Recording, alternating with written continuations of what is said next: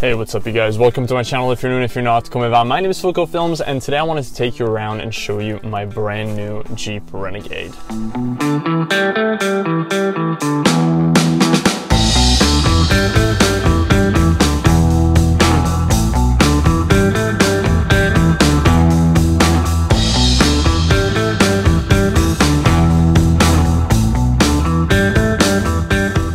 The car I'm sitting in right now is a 2017 Jeep Renegade Limited. It is front-wheel drive, not four-wheel drive, and it is a petrol engine 1.4 liter multi-air. 140 brake horsepower and manual 6-speed transmission. Yes, Americans watching, we do drive manual cars for the most part in Europe, and also hence the right-hand drive because, you know, England. It's definitely an upgrade from my previous car, which was a 2012 Mini Clubman. And unfortunately, as much as I love that car, I had to sell it just because I live within the congestion charge zone and ULEZ zone in London, which is an extra charge that you have to pay if you have diesel cars. Sad to leave the Mini, but I was like, you know what? I'll just treat myself, upgrade to something much nicer.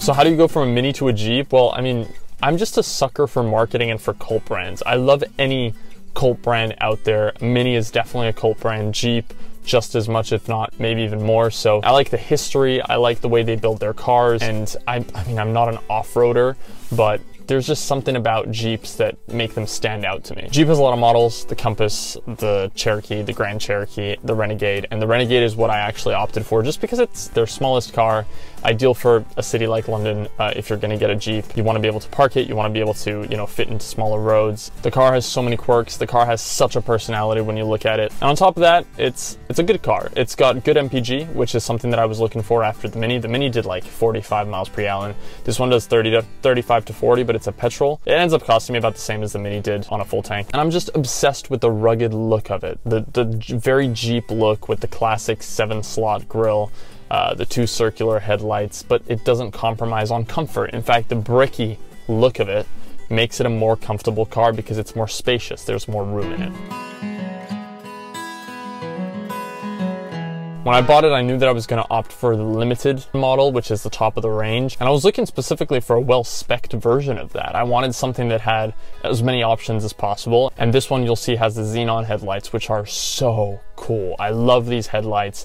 They're not your halogen headlights, which, I don't know, give me slightly older vibes, while these are a lot more modern. The light that they give off is very white and very clean and very bright as well, so I absolutely love that about it. It also has this massive side step that was added by the previous owner, which I actually kind of like. I dig it. It adds to the rugged and off-road look of it, but it's also got these rain guards, which I've actually found really useful, and these side plastic like bumpers, door bumpers. I don't know, they avoid me hitting the car of the door on surfaces and getting the paint scratched.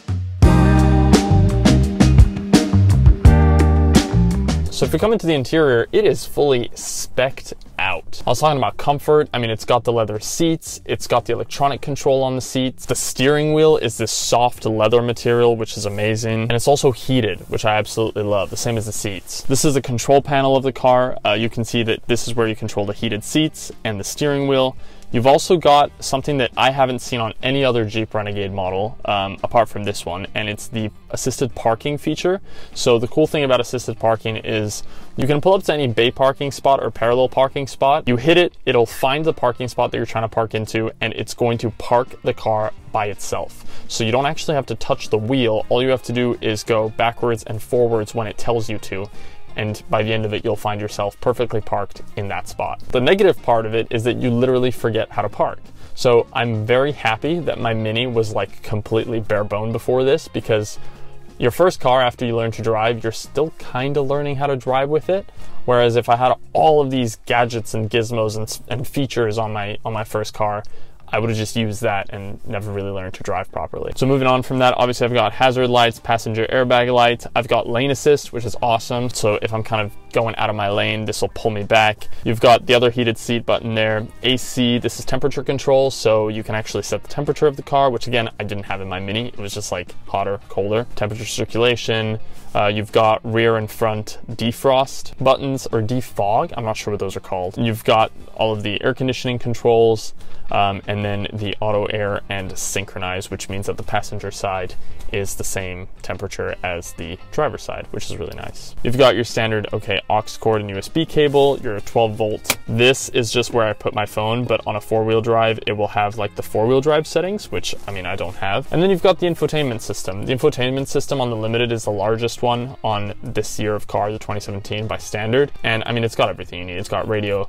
it's got media, which is your phone, navigation, apps. I mean, really, I only use radio navigation, and then my phone is just automatically connected. So if I make a call or if someone calls me, it comes through on the screen. That's pretty much it. Now, if we actually go into the steering wheel controls, on the left, I've got my Bluetooth controls, so Siri, phone, answer phone, reject, and then kind of some navigation settings here. And on the right-hand side, I've got all of my cruise control settings, which is so cool. I didn't have this on the Mini, and I've always wanted to use this. I'm using it all the time when I'm driving on the highway. Like, this is what I default to, and with lane assist, with cruise control, you basically don't even have to drive. I say that lightly because you obviously do need to drive, but it's great to have and great to use, and it makes the journey so much easier. Don't be suspicious, don't be suspicious. Now, what's next on this side here, you've got your controls to kind of set the light and the dimness of the dash. And then you've got the headlights. The headlights in this car, which is what I've been looking for ages, but for some reason Jeeps in Europe don't have this.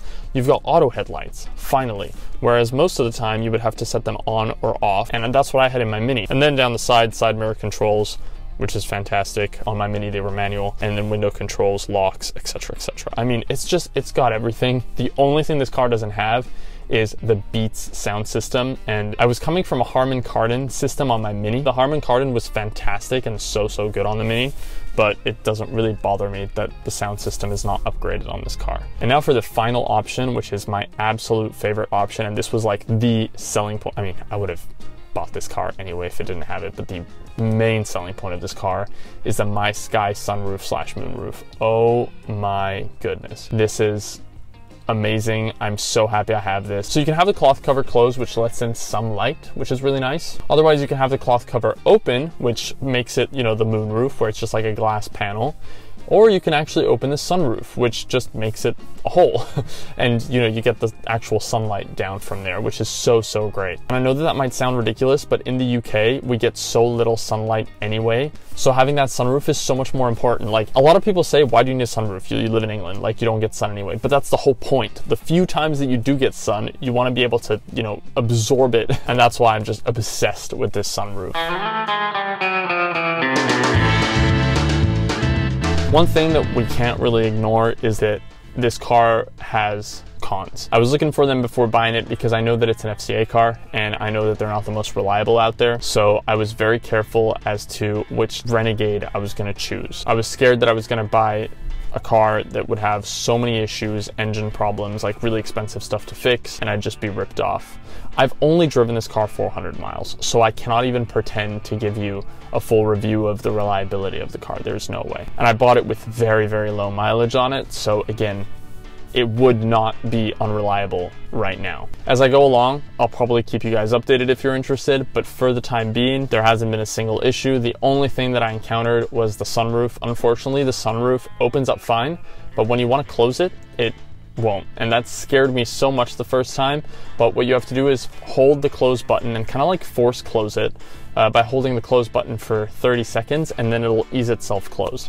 As I've used it on and off, it closes back sometimes and then it doesn't again. So I feel like it just needs a bit of use. I think this car was stopped for quite some time and the sunroof was probably never used. So that might be why. But most of the time I'll use it as a moonroof rather than a sunroof anyway. The stuff that I'm worried about is engine problems, transmission problems, stuff that would be expensive to fix.